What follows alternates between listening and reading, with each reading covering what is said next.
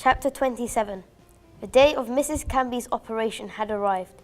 They will be doing a complete mastectomy as the cancer was very advanced. She had phoned and begged to see the children before she was operated on. She really feared not living through the operation.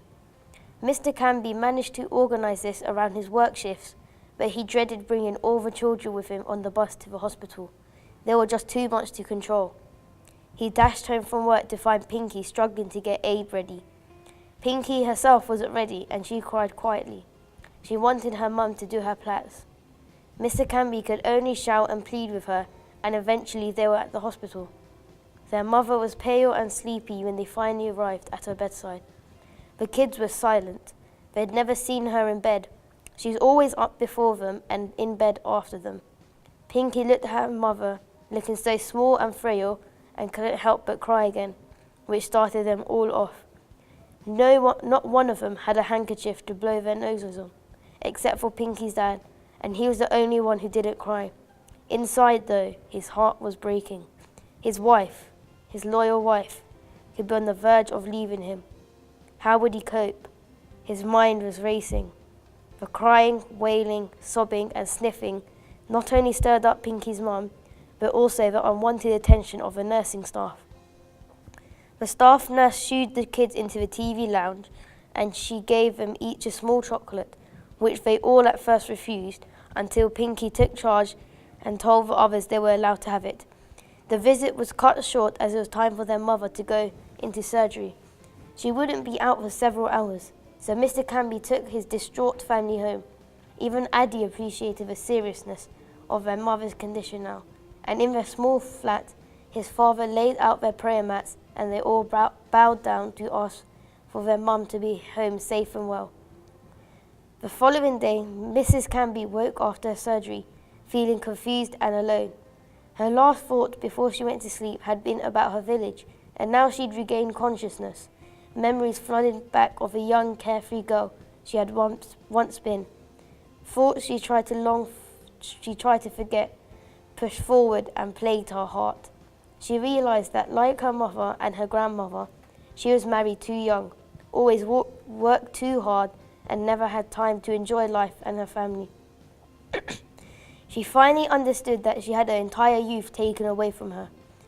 As the morning went on, Mrs. Canby became more and more distressed and lay there sobbing. The nurse couldn't understand anything Mrs. Canby was muttering and gave up trying. It was only when Dr. Begum arrived that anyone was able to help and comfort her. "Dear Mrs. Canby, please don't stress yourself so much. This is not going to help your condition." But inconsolable, she continued to cry, trying to hide her face in her pillow. Dr. Begum sat on Mrs. Canby's bed, held her hand and patted it. "Things will be okay. You just concentrate on keeping yourself calm." Surprised at her affection and persistence, Mrs. Canby turned to Dr. Begum. Mrs. Canby's eyes were red and swollen and looked up at the kind doctor's face with a helplessness Dr. Begum often witnessed. "What will I do? Who will look after my children if I die? My husband, he cannot manage alone. My poor sister died so young. And my mama, I lost her so early too. And now it's my turn to die. This cancer is going to kill me, isn't it? The same way it killed them. And what is the point of such a short, hard life?" she asked. Dr. Begum was confused by the change in the conversation, but she kept quiet and simply listened. "I got married when I was too young. I had to work hard, but my mother-in-law would still beat me because she said I worked too slow.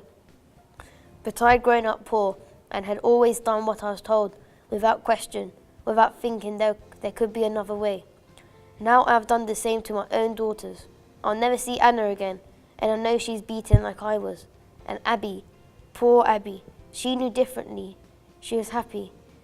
And now we have left her behind in the village to marry. She has seen a different life to the one I knew. She has grown up here, and so wants to be like her friends. I'd hoped if we got her married young, she would resign herself to her fate, but in my heart, I know she won't give in. I made Abby work even harder in order to teach her, so she wouldn't be beaten like Anna and me. But all I've done is made her angrier, bolder, and more determined. What have I done? Forcing my poor daughters into this kind of life, where they can never be happy and will die young. I want my girls home, but it's too late. It's all too late. Mrs. Canby sob took over, and she barely heard Dr. Begum's reassurances. I'm sure something will be possible. As far as your health is concerned, we are treating the cancer aggressively, and there is a good chance you will make a full recovery. Don't give up hope yet, Mrs. Canby. Please don't give up. I promise I'll do something.